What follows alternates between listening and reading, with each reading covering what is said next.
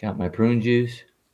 All right, everybody, welcome back. It's the Coach Mike Show, and Coach Mike, welcome. We're going to go to a quick video and then introduce our guest. Yes.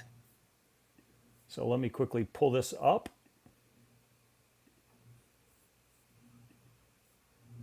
Pretty epic point we're going to get to see if you guys haven't seen this. Big screen. Here we go.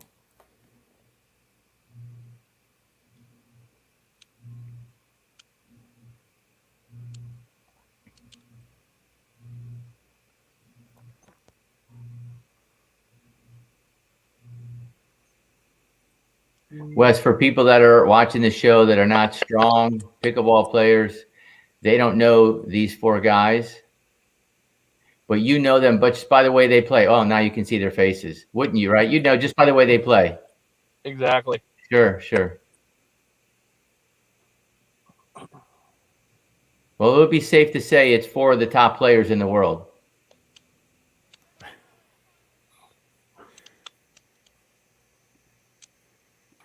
Beautiful. Crazy point. Yeah. How many was it? How many? It was 55. 55. Those are the most fun. Longer volleys. Really cool. So let's step Here we back go. for a minute. Here we go. We need to introduce our guest tonight. And our guest is none other than Wes Gabrielsen. And Wes is, from what I understand, I have not personally met him, but maybe the nicest guy in pickleball. And just a super guy. He's obviously a pro from the Northwest. And again, I've heard from a lot of people that he may be the nicest guy in pickleball. So Wes, we're so happy to have you. Thank you for taking a few minutes away from your family and a trip that you're on. Thanks for having me. It's good to meet you, Jeff, and to see you, Mike, again. We always have good conversations over the years. Yeah, sure. Fantastic. Well, let's start this. Let's see if I can do one more quick share. We've got a He's laughing. I think you're going to like this scared. picture. I don't know. It's actually a good picture.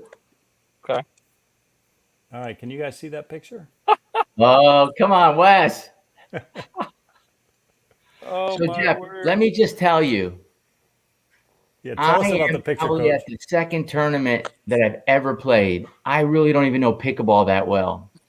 And these two guys are top shelf open pro players, and they let me play with them for a couple hours. And where are we? We're in Doesn't look like Brigham City, Utah. So that's the background. That's Utah. Is that correct, Wes? Yeah, I actually think that might have been the practice day in Ogden. We might have It played in was. Ogden, and then the We tournament. went to Ogden, and that was for TOC, right? Tournament of Champions. Yeah, that looked like Mount Ogden in the background. It is. So I am absolutely out of my element, Jeff. I don't know anyone, and no one knows me. And I've tried to keep it like that. But having said that, I just want to do a big shout out to Wes, who you can see is on my right, and Brian Ashworth, two of the funniest guys I met that whole time I was there. And they threw me in. They go, let the old guy play. We felt bad for him anyway. So I got to hang with them for like 4 or 5 hours playing pickles. Way out of my element, but that's just the sport of pickleball. People are just genuinely nice to everybody and welcoming. And Wes is just another person. He is not just an advocate of the sport. He's an ambassador for the sport. He's the same with everybody. I just was at the right place at the right time. Let's just leave it there. Well, you create some amazing friendships, and obviously you and Wes go back a few years. Wes, was that 5 years, 6 years ago? I was trying to think that might have been, well, see, I was looking at, I'm a Selkirk guy, but I had a Pro Light hat on. So that would have been probably 2016, 15, 16, maybe. Does that sound right? Sure. Yep. Yeah, I just started. I just got an engaged hat. I just started with them, and I remember. I also made the switch to the S. Yeah, yes. We'll talk about that during the show. Don't push it. We'll get there. I'm not. Fantastic. Well, we're just so glad to have you on, Wes. So let's go ahead and get started. Let's start with Coach Mike's favorite question. And that is, how and when did pickleball find you, Wes? Ooh, that's a good one. I get asked this a lot. I actually found pickleball for the first time when I was about 12. No way. Middle school PE class. We had pickleball. and then in high school, and then we used to play in high school. I had like an individual team sports class, so we used to play. Actually, a guy I used to play against in that class ended up playing AAA baseball and played in the World Baseball Classic. So I always like to say that I beat the pro baseball player in pickleball in high school, but he probably would say that he beat me a few times, which he did. Fair enough. And then when I got to college, they had a pickleball class. I went to play Division III tennis at a school in Oregon called Linfield College. It's now Linfield University. Probably known to most people for the football tradition it has, but we had a good tennis team. And we would, on rainy days, we wouldn't have practice. We'd go and audit the pickleball class. And so I really found it at a young age, but graduated from college, started teaching. And then about 3 years into my teaching career, Christine Barksdale, who's a really good pro and now senior pro pickleball player, was my tennis partner, actually, USTA Tennis. And she said, "Do you want to play this thing called pickleball?" I said, "Well, I'd love it, but I haven't played for a couple years." And took me to this facility, gave me a non-wooden paddle, which I didn't know what to do with because I'd only played with wooden paddles. And no joke, the very first person I ever played singles against in pickleball was Enrique Ruiz. He was Another at that classy video, guy. and I didn't win a point for 5 games, and I was hooked. I'm like, I want to beat this guy. So Yeah. that was it. So have you beaten him? I have. Okay, Yeah. fantastic. I have. What's his We played nickname? He has a nickname, doesn't he? El Condor. El Condor. That's right. Yeah. He just hit senior pro this year, and he is swooping into some medals. I'm sure he will be. I'm sure. That's a great story. I love it. It's funny how pickleball, especially out there in the Northwest, we had Bill Boone on a few weeks ago, and Bill, grew up in Washington, and he's been playing the game for 50 years. 1975, he was playing pickles. No shoes. Took a bandsaw, cut out the wooden paddle. And true story, Jeff, correct me if I'm wrong. He's super tall, but they had another guy that was taller, 6'5", something like that, and he'd run right to the net. And they go, "We need to build some kind of, what they call it, a penalty zone? Penalty zone. A penalty zone to stop you from getting so close to the net." And that's where they said, "Okay, we'll make a line 7 feet on this side and 7 feet on that side." Goes that far back. That's I fun. don't know, a lot of people didn't know that. And do you know when somebody started calling it the kitchen, the non-volley zone? No. Nickname that stuck. We'll have to find that out. Another trivia question. Yeah. All right, Wes. So tell us. We now know how you found pickleball, but how about what? I know that you do some other things besides pickleball. You're not just a pickleball player. So tell us a little bit about that. Your family. Yeah. if you So I am a high school teacher. I teach social studies. This year I taught mostly U.S. government, so we had a lot to talk about this year. Fascinating year, just with everything in the election, the insurrection, all that stuff. Really fascinating conversations. And then I was a high school tennis coach for, I just finished 9 years. I've coached some college tennis too, but decided to retire at age 35 from coaching high school tennis. So I am this is the first summer in 9 years where I have not had tennis practice, maybe right about now. So excited for a little bit more time to play some pickleball tournaments. How does it feel? It feels good to have a little free time? It does. I'm gonna miss the kids. We're a pretty young team, and they had a lot of potential. Very talented group, and Sure. I think a lot of people were surprised when I hung them up. But I felt like the program was in a good spot, and I'm just looking forward to having some more free time. So are you able to get away during the school year for tournaments?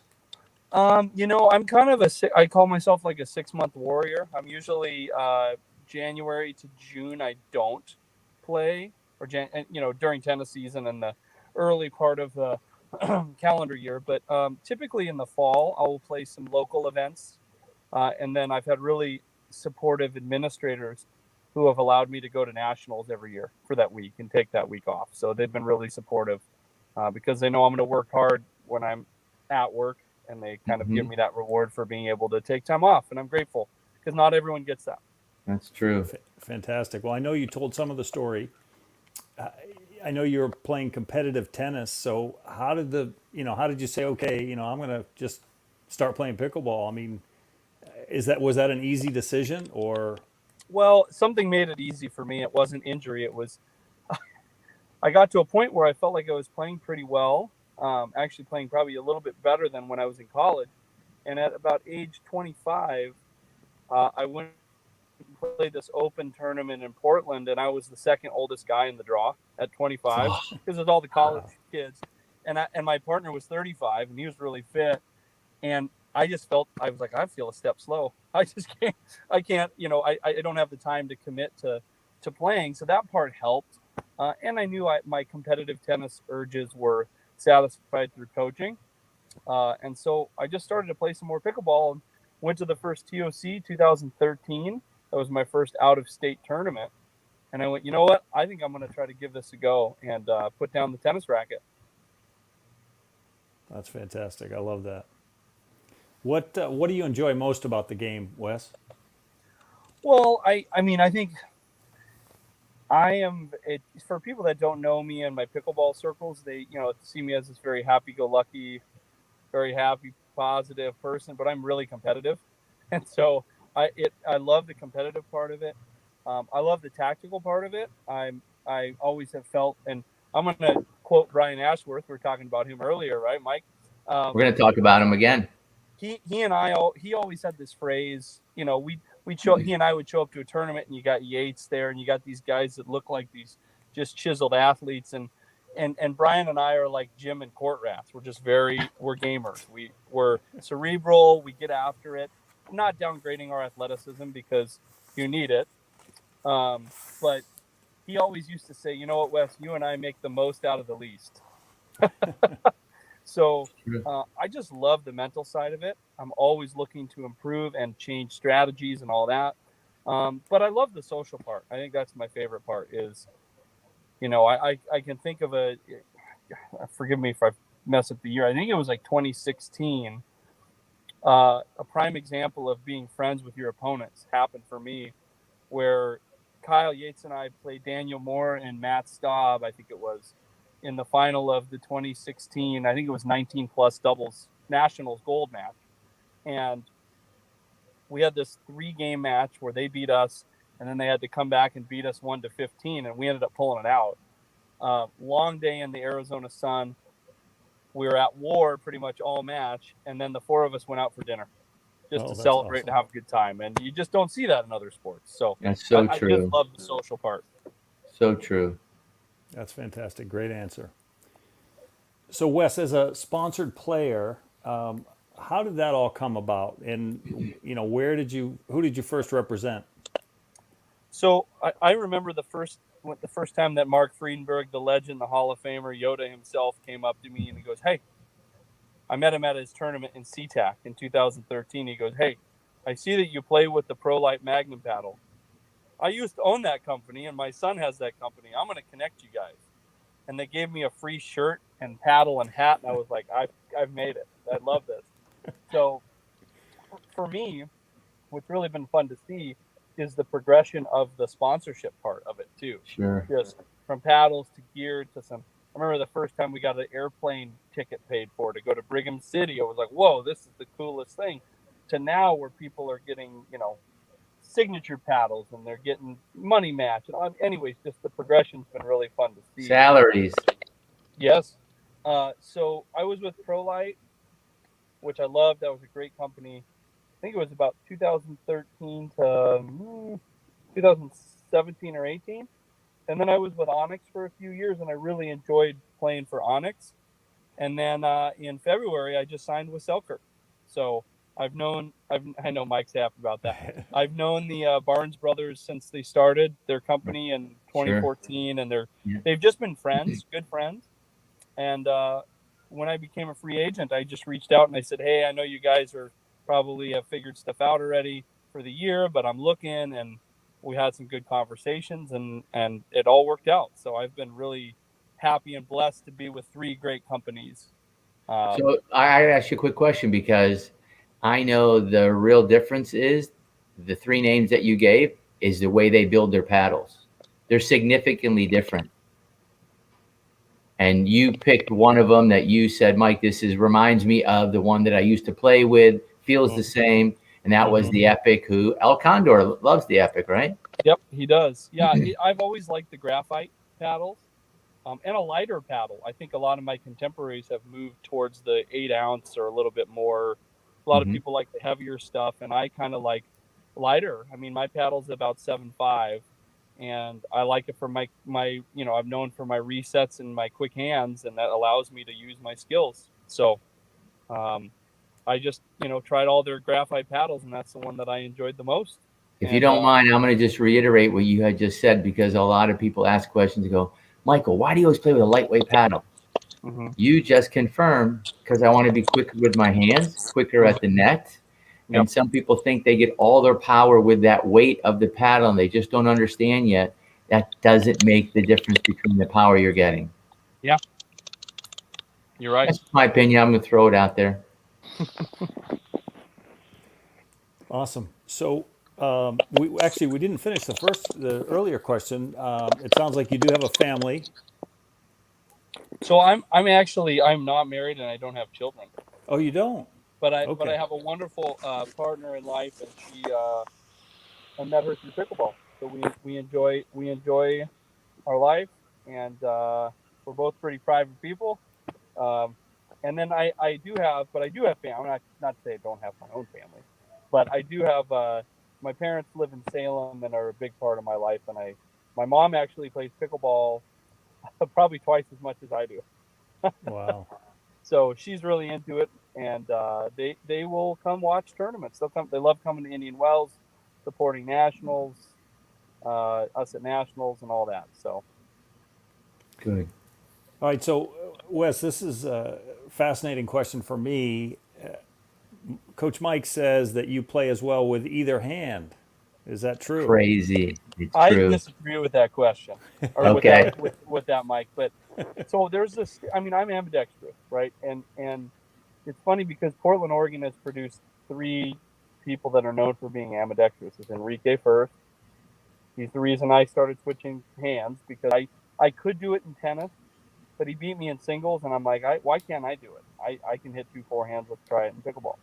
So he, myself, and then Curtis Campbell, who doesn't really play a lot anymore, but was a good younger player. He's in his mid to late 20s now, but was a top level, top 15, 20 pro player at one point. We all came from the same kind of area in Portland, which is kind of odd. But I mostly play with my left. So I'll serve right-handed and I'll hit overheads right, but I mostly play left. Probably 95% of my shots are left-handed. So I don't feel like my right hand is as good as my left, but I do use it, when I need to. You're right with your left? I write with my left. Eat with your left? Eat with my left. Okay. Well, there you go, fans. But kind of, I get asked that question a lot, right? Why are you ambidextrous? Why do you do both? And I actually, when I was probably 6 or 7, I did my first 2 years of baseball. I actually went into kindergarten and I wrote with both hands. And the teacher said, you should probably pick one and get better at it. And I think when I was in school, when you guys were in school, if someone was in that boat, the teacher probably would say, pick right-handed, right? I mean, that would be the typical response. Today, I think it'd be different. But my teacher said, well, you're good with your left. Let's go with your left if you feel comfortable. So when I played baseball, I could throw with both. And my parents bought me 2 gloves. So I played 1 year left, 1 year right. Decided right was actually better. So in my sports career, anything throwing and kicking was dominant with my right. But anything eating, riding, racket sports was left. Okay.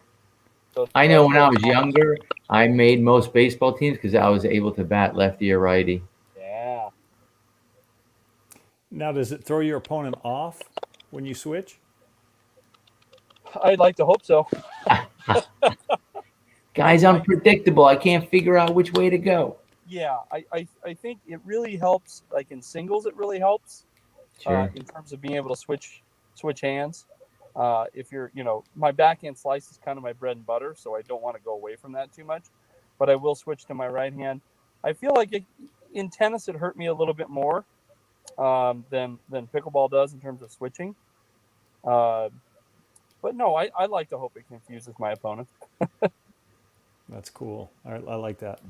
So Mhm. someone thinks they get a good drop, and you switch hands, and it's not to your backhand; it's to your other forehand. Yep, That's that's true. the goal. So when did you realize that? I know you touched on it, but when did you say, "Hey, I could be a pro in this crazy sport of pickleball"?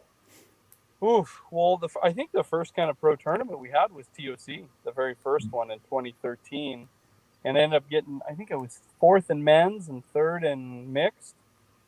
And I thought, this can turn into a nice kind of, I don't want to use the word side hustle, but kind of a nice, because I have a full time job. I, I got to a point where I was winning a lot of tournaments locally, and I thought, they have these pro tournaments. Why not as well try it? I'll go away in the summertime, play a couple tournaments each month, and if I can make some prize money, that's fun. Getting paid to do what you love. So And in that vein, do you see the sponsorships and the tournament money starting to go up a little bit? I think Oh it yeah. definitely has. Oh I yeah. think, but I will say, for those people that are doing this full time, and if I offend or make any of my friends mad by not mentioning you here, I'm sorry for those on the tour. But if you're Ben, who's winning all the time, if you're Simone, who's pretty much winning all the time in the doubles and the mixed categories, and then obviously Ben with singles, although Tyson and Zane and others are up there, obviously. Um, I don't think anyone who's a pro is going to make a bulk of their income from prize money right now. I think a lot of it's from teaching, from clinics, from camps. Even if Sponsorship. they're yes, but I think I feel like it's still more clinics and camps wise, maybe 80%, 70, 80%. Okay. Um, whether it's sponsorships or teaching. But I feel like, Ben and Simone are probably making a lot more than the rest of us, obviously. And, companies do some money match and some other items that, Mm-hmm. can augment that. So Mm-hmm. I think when bigger sponsors get into it, and now that it's having exposure on ESPN 3 and Plus and all that stuff. I mean, Yeah. when I was in Newport Beach last weekend, ESPN Plus was broadcasting 3 hours each day, Wow. both the pro and the senior pro events.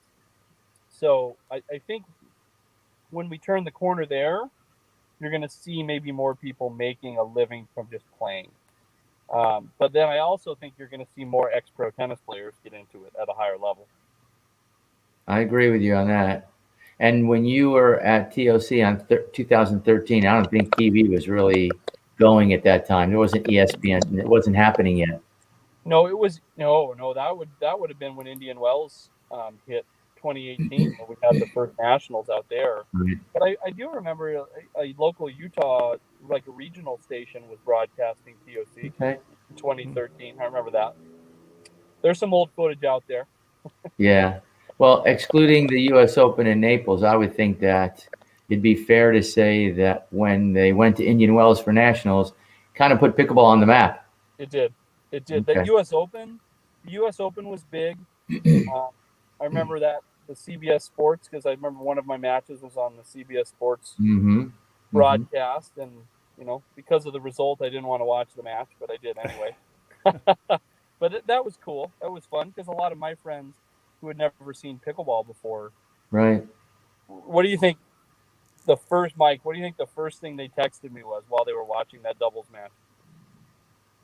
Where were you playing at this one? This was the first U.S. Open ever. This So was 20. are you on center court playing? Yep, it was Daniel Moore and I against Yates and Weinbach in the final. Oh my gosh. What do you think? What do I think your friends were texting you? Yeah, people who had never seen pickleball before, but now they're watching it on TV. What do you think strategy wise? What do you think they asked me with? Why are Oh, you guys not hitting the ball very hard? they're They had wondering no why you're dinking so much. Yeah. they had no idea. But I think pickleball is one of those sports that, I'll be honest, I don't really watch videos of pickleball. I can't do it. I'd rather go play. But I understand the value with the teaching part of it and Of learning. course. But But I think once people see it, like that don't know about dinking, once they see it live, they go, aha, I get it. I see why people do it. Right. The other part of the game, Mm-hmm. not just ripping all the time. I agree. Now, do you do any clinics, Wes? You know, I've actually started to teach in the last year. I've started a bit more.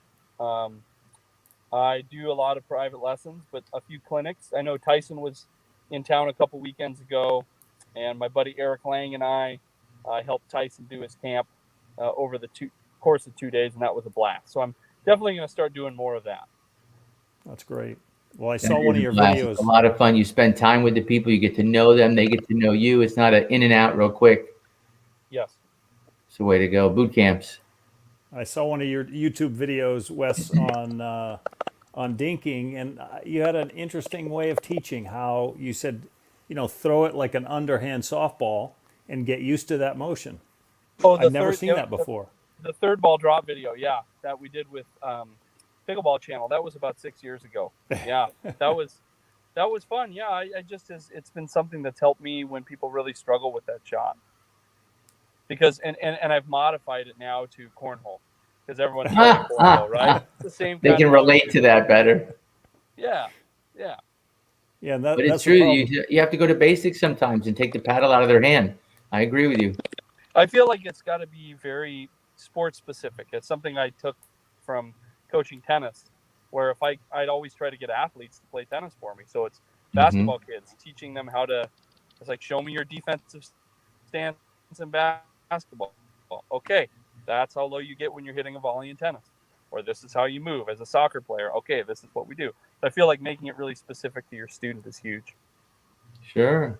It's so much more relatable if you were a golfer and I was able to explain to you the connection between the swing and where your body should be and where the contact should be. It is very similar.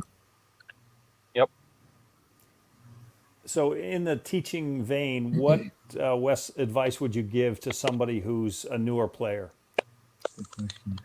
I had this conversation with a couple people in Newport Beach last weekend. It was kind of teaching philosophy of, do you teach from the baseline up, like teach someone how to hit from the baseline up, or from the kitchen line and back? And I feel like anyone who wants to get good at pickleball, if they're competitive and they want to get to a certain level, we know that the game is won and lost at the kitchen line with dinking, Right. with doubles. So I tell this to my tennis buddies. I've got some college teammates who are getting into pickleball. It's like, you need to learn how to dink. You need to work on your soft game first, because you can't hit through people to win at the highest level. You cannot do it. So it's one of those weird things too. And the other thing I would say is just be patient, because learning is a process, but the game pickleball is all about patience, as you guys know. I never imagine, I'm a pretty patient person, but I never imagined I'd hit 60 dinks in one rally before. I've done that in the point. It's like, you got to be patient. So wait, Wes, say that again for the people that might be listening. That was not 16. That was 6-0. Am I correct? 6-0. I don't know if you remember. Patience. Yes. Do you remember a guy named Mike Gates? Of course. Of course. Jeff, have you ever seen Mike Gates play? I have not. He's a pickleball legend. He's been around for a long time. Doesn't play as many tournaments anymore, but was in the early nationals days and the early days of senior pro, one of the top guys. Cut off sleeves, huge Popeye arms, buff dude. Used like a 12-ounce paddle from Prolite. Oh my! The guy, you'd think he would just bludgeon the ball all day, and he was the opposite. He was one of the softest, most controlled players. And he and I played each other once at nationals. And he came up to me and he goes, "Hey, I watched that video. Did you know that you and I had 122 dinks back and forth before the point developed?" And I went, my calves remember it. Yes. Didn't he play in those days? What was his name? The Puppet Master? He played with Tim. Yeah. Yes, Tim, the Puppet Master. That's right. Now I remember. Tim Nelson. Yep. Yeah. And El Condor was with those guys too, playing with those guys often. He was my partner in that match. Yep. Wow. Okay. So talking about partners, you've obviously had some great partners over the years. Dekel Bar, Simone. I think you even played with Annalie Waters. A couple times. Yeah, how do you find your partners, and are there some that you gel with right away and maybe some that aren't a good fit? Wait, Sure. Wes, before you answer, Mhm. go back in your brain. You're brand new now. You really don't know a lot of people, and you're trying to figure out who am I going to play with. I really don't know a lot of people. Most people that start in this sport, they don't have all the connections. They haven't been to 15, 20 tournaments and met people. Mhm. Tell them what a struggle it is for some, maybe not for you, but for most people, finding a partner. It's hard. I think the best thing people can do when they're looking for partners, I know partner search is there for tournaments, and if you're struggling to get a partner and you're out of state, sometimes, like, if I'm going to travel to Utah and I'm playing 3-5 doubles and I can't find a partner, you're going to find someone on that list, right? My biggest recommendation is play in community groups, because you get to play with a lot of different people and you get to see a lot of different styles. You get to see a lot of different personality, Mm-hmm. and you get to see how people deal with adversity, because that's a huge thing. If people are going to struggle in rec play when they lose 11-7 to a team they think they should beat, in a tournament, it could be a lot worse. So Good I point. think, Very good point. yeah, I just think for me, the biggest things I look for, obviously a complementary skill set. Um, in men's doubles, I can play the setup role, but I can also play the finisher role. I think my skill set is at the pro level is a little more aimed towards the setup role. So I always kind of look for those players that can put the ball away. The Dekel Bars. Played some with Matt Wright. Obviously Ben Johns. When you play with Ben or Simone in a tournament, you feel like a hood ornament on a Lexus. And all you're doing there is just like, I got my little space. When I play with Simone at Nationals, and she's a friend, good friend, all the way back to the Pro Light days. We were on that team together. Um, I've never had so many balls taken from me in mixed. She'd set up this great point, and I was used to jumping up and hitting the put away ball in mixed. And I'd have this sitter overhead, and before I knew it, here's her paddle in front of mine to hit the winner. And she turned to me and apologized. I said, no need to apologize. We won the point. So for me, knowing my role is important.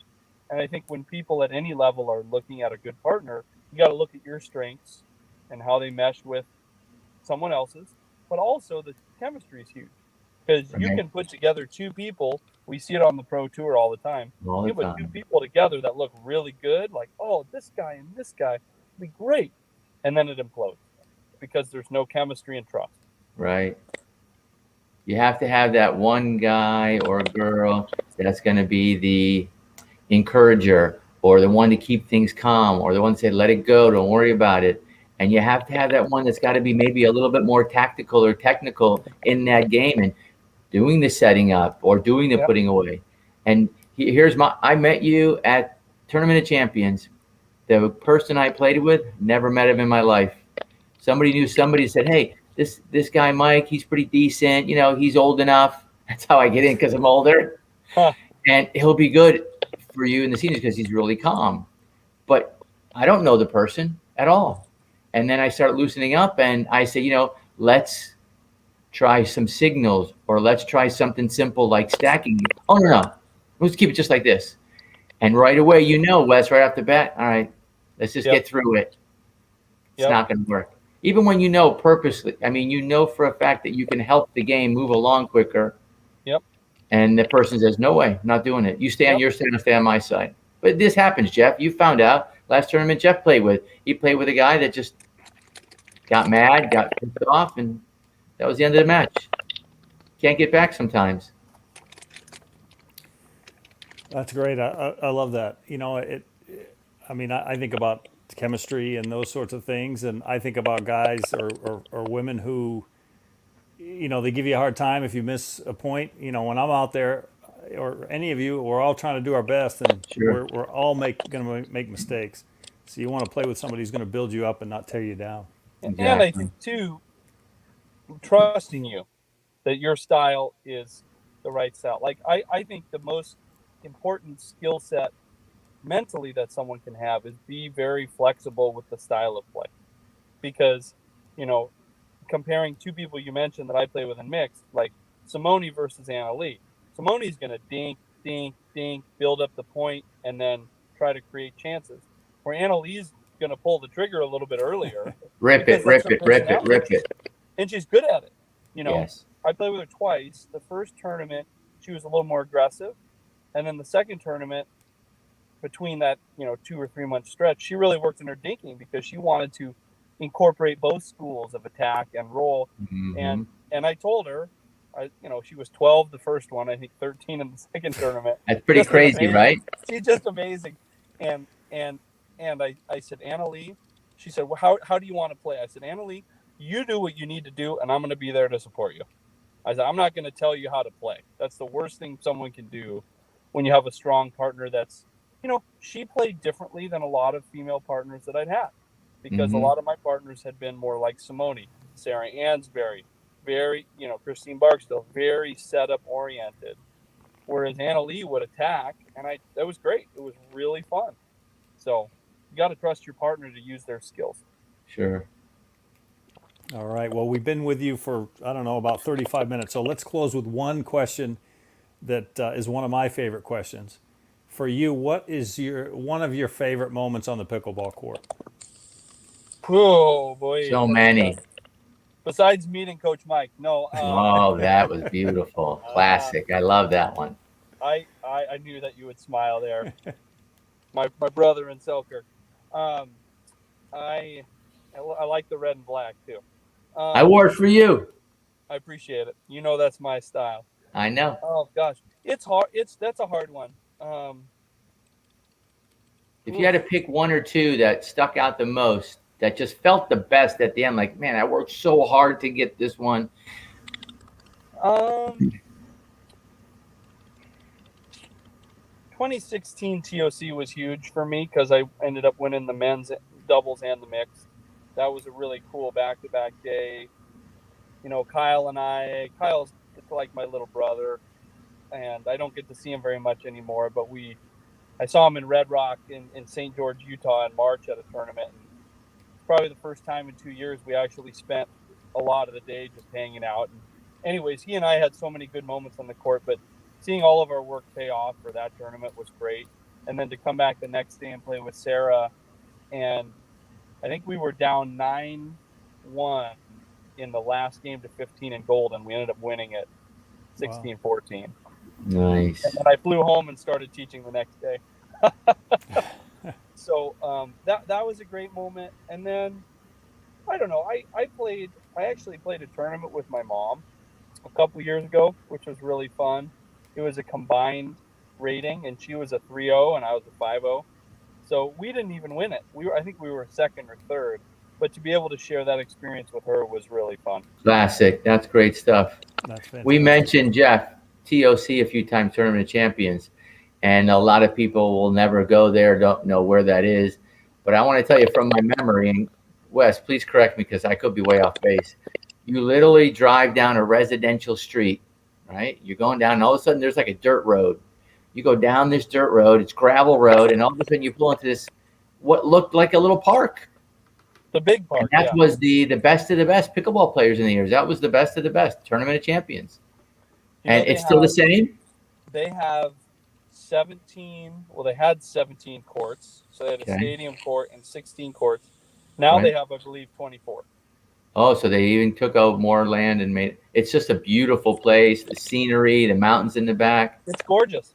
It's not in a very big community. No. But we got a name drop here, the Klein family. Yes. They live right there, don't they? Their backyard, you walk down the courts. And you got 10-second walk to the courts, and they're huge for building pickleball and not just there, but in Utah. So, right. Wow. And Wes, do you have a signature paddle now? Sure he does. Yeah, it came out a couple weeks ago. Yeah, that was cool. That was something that in the past I was a little bit, I don't know, kind of reluctant to do because that's just not my style. But pickleball is changing, and I understand it. And Selkirk, we had a cool mutual idea there, and Yeah, I'm still kind of getting used to it, but it's it's pretty cool. I have a lot of friends who have purchased it so far. So Great. Good. Congratulations. Great to thank you, have you with the guys. family, Wes. You're a Yeah, wonderful guy. You're definitely an epitome of what the sport should be like, and we're just grateful to have you on the show. thank you for having me. It's great to chat with you guys. Wes, so thank you so much for your time. We appreciate you taking a few minutes to be with us. And Enjoy your vacation. Oh, Be we will. safe. Thank We you very will. much, Take Wes. care, guys. We'll see you all on the right, court soon. thanks again, Wes. We'll look forward to You shaking bet. your hand in person. For sure. Take care, guys. All right, we'll see you. What a great guy, huh? Amazing guy. He was There's tremendous. just so many Wes Gabrielsens in pickleball. I'm fortunate then I can be friendly with these guys. And true story though, when I was there, I didn't know anybody, Jeff. No one. And I just happened to be in a group of guys talking and say, hey, we're going to Ogden. Who wants to go? And I said, geez, I'll go. I didn't know anybody, and I met these guys. So that's why I wanted you to put up that picture in the beginning. That was a And do you great still have picture. that picture? Hang on a second. You need to put it up again. I got to tell you a little bit more funny. So if you see that, oh my gosh, Brian Ashworth got the beard right on my left, and if you look to the right, you'll see Wes. I don't know if you can zoom in a little bit, but if you see who can do that with their tongue, can you see that? Yeah, That's crazy. that is And when crazy. I saw him playing lefty and right, I said, "Oh my God, I couldn't get it by him. I just couldn't." Just great, just Fantastic. good guys, both of them, super athletes, and there just to be more of these kind of guys to share all over because they just enjoy the sport. And he made a funny comment. He said, we're not shredded like Kyle Yates and all those guys. He goes, we're just out here having a good time, wanting to have fun. And just, I'm lucky to know him. I love that. Well, Coach, Anybody ask any questions? I don't see any questions, but Okay. let's close with a couple questions for you. I know Mhm. we've been busy the last couple of weeks, and we haven't gotten a chance to ask you. I had somebody along the way ask me this question to share with you. Sure. It's somebody that's going to their first tournament, Hmm. and what's the best way for them not to go in nervous and just kind of be themselves. Is there any advice that you might give them? I've had this question asked to me many, many times, and it's the same answer every time. There is no right or wrong way. There just isn't. Everyone's got their own routines. Quite frankly, I had this conversation today with people that are going to tournaments. Mike, what do you think we should do? I said, just really get there early, slow down, walk around, get familiar with the place.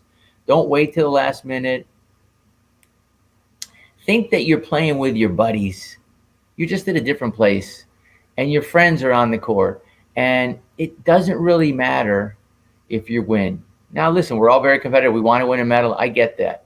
But if you can keep yourself in that peaceful place, Wes brought it up.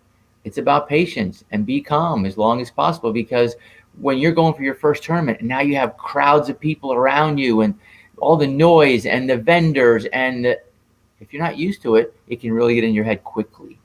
So it comes with, as they say, more time in the saddle. But I would say go earlier, be prepared, get relaxed, walk around, be familiar, see the whole place, watch some matches, and loosen up early and stay loose. There's a lot of tournaments where you might get a break, 2 hours, 3 hours in between. It could happen. Stay loose, keep moving. Me personally, I'm not a good example, but bring lots of food. That's what I would tell everybody. Make sure you have lots of food. You don't want Chili to be dog, is stuck in a that? place and like, I'm so hungry, I don't know where to go. And prepare properly. A lot of fluids prior to going to the tournament. You know that we talk about this often. And don't wait till the day of. Lots of electrolytes. They're all around the same. Some people say mine's better. There's different stuff in it. But truth be told, hydrate a lot prior to going, days before, and then you'll feel much better. You don't want to cramp up, but take things. Take stuff with you. Some people have pickle juice. Some people take mustard if they had a cramp. You just down it. It's gone shortly. And hopefully you won't get one. When's the last time you had a cramp, Jeff? Be honest. I don't cramp. Oh, see, why not? I try to hydrate, and There I you go. actually just started taking electrolytes Good. just to Good. be on the safe side. Just smart thing to do. That's all. Being smart. What was the other question? You had another one. Yeah, I mean, it was along the same vein. Okay. You're going to a new venue. Hmm. Maybe you've played some tournaments, but you're going to a place where you've never been before. Yeah. And I certainly like playing here at East Naples, and I feel like I have a home court advantage for a tournament here because I'm there 4 days a week or 5 days a week. So I think I know all the bounces there on most of the courts. But if somebody's going to a place, as a matter of fact, tomorrow I'm headed to Michigan for the Beer City Open. Hopefully Okay. the plane will take off. My first flight was canceled, but I'm going to be at a new venue, and certainly looking forward to it. But I want to kind of figure out exactly the layouts of the court, and maybe how Sure. the sun comes, any elements, wind, those sorts of things. I'll immediately go back and I'll answer that question. But did you get real bad weather today? Because the storm was coming up your side of Florida. Yeah, we got a lot of rain and some wind. Nothing bad then. And I had an early flight tomorrow that was canceled, so I'm headed out in the afternoon tomorrow. Okay, okay. So again, same type of answer. Get there early. Actually, see if there's locals that are there and ask them if they can tell you more about the courts or what to expect, what to look out for, depending on the tournament. I mean, that place is a seasoned place. A lot of tournaments have been played there, but we both went to the place in Georgia, and if you weren't playing on the nicer courts, you were playing on some pretty beat up tennis courts. Remember, you were there. All So sorts of you want to go lines. out there and look at that stuff first, so you don't get surprised when you get out there. Um, Not all tournaments are playing with the same ball, so find out what kind of ball they're using.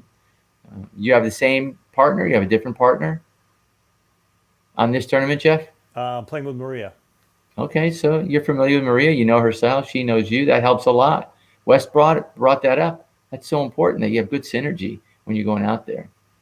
And Yeah. she's a good partner. She's a lot of fun. She's assertive, and yet she's a really good listener too. She'll be calm if she needs to be calm. She'll be aggressive if she needs to be aggressive. So you guys should do well. Yeah, looking forward to it. You know my two rules, right? Rule number one, Tell everybody in the you audience. have to have fun. Come on, Jeff. You know this one. I know that one. And if you're not going to have fun, what do? Stay home. Just stay home. Nobody wants to hang out with you anyways. But again, not to be tricky, but rule number two is, in case you missed rule number one, it's the same rule. You have to go there and have fun. Truth be told, Jeff, look what we get to do. I mean, look what we get to do. You get to go travel. A year ago, somebody would have told you, you can't travel. You're not going to be able to get anywhere. You have to drive to Michigan. That'd have been horrible. And then after you're beat up and maybe you're 2 and out and you're depressed, you got to drive all the way back. So look what we get to do. We get to fly again. We get to play tournaments. We get to enjoy. Look, you're healthy. We've both lost our health in a big way. Look what we get to do. And just stay right there, man. Live in an attitude of gratitude every day. That's just me. Absolutely. Yeah. And it's called the Beer City Open, so I think we might be able to find a beer there too. Oh, I'm sure there's plenty of those. Sure. And listen, there's lots of folks that get really nervous on that first match. You know that. I know those people. And they might have a little something before the match just to calm down. Coach, do you still get nervous? I don't remember being nervous. No. I really don't have anything to be nervous about. So somebody taught me this when I was younger, Jeff, and I'm going to share it with you. I might not have told you this. You don't lose anymore when you get to my age. Either you win or you learn. Mm-hmm. And for me, then all the rest is extra. It really is. It really is. No, don't get me wrong. If I go to a tournament, I'm not going there to say, oh, I can't wait to be 2 and out and leave. No. Sure, you want to go there and medal. Any medal is a good medal. But depending on where you're at in your pickleball life or career, if somebody told you you'd be doing this 2 years ago, you'd probably say, what's pickleball 2 years ago? And I'm not going to do that. And now you're hooked, like most people, and you love it. You look forward to it. And now the tournaments are picking up again. And now it's busier and busier. And heck, there's tournaments every weekend now somewhere. So it's great to see. And everyone, every sport, not just pickleball. But I just spoke to a pro golfer 2 days ago. And his golfer friends are really paying attention to how pickleball is exploding. And they see pickleball being as big as golf in a couple of years, 4 or 5 years. They're just seeing it because where their parents live, where they live, there was just tennis courts. Now all the tennis courts are pickleball courts. And you can't fight it. It's here to stay. It's going to explode. I know I wanted to ask Wes if he felt that he might see pickleball in the future, like Olympics. But there's a lot that has to happen before you get into an Olympics. Absolutely. Yeah. I think the world has to catch up to us in a lot of respects in this sport. Exactly. But I'm sure, some of the countries will do it quickly. Yeah. So listen, Wes just found out too, and it wasn't public information, but anyone that's going to be a part of that venue at the US Open, at Nationals in Indian Wells, the facility itself, whether you're a volunteer, whether you're playing, no matter what, to walk through those doors, you have to show proof that you have been vaccinated. And I think that's going to happen for a while. Any major venue, whether it's a concert or whatever it is. And I don't know type of a venue. Yeah, I think that's maybe a subject for another day as we run out of time. Sure, But sure. that is a question that there's been a lot of controversy Mhm. in some of the Facebook groups, and I know I certainly have my thoughts on that, as do a lot of people. But anyway, let's not get into that this week. Another great week with Wes, phenomenal guest. Just glad we had him on. And Coach Mike, it's always a pleasure to work with you. Thank you very much. And get But- your insight. Thanks, Jeff. It's a pleasure to have you in my life. Thank you very much. Stay healthy, be safe, and I'll talk to you soon. Sounds good. Have a Thanks, good night, everybody. Coach. Have a great night. Bye.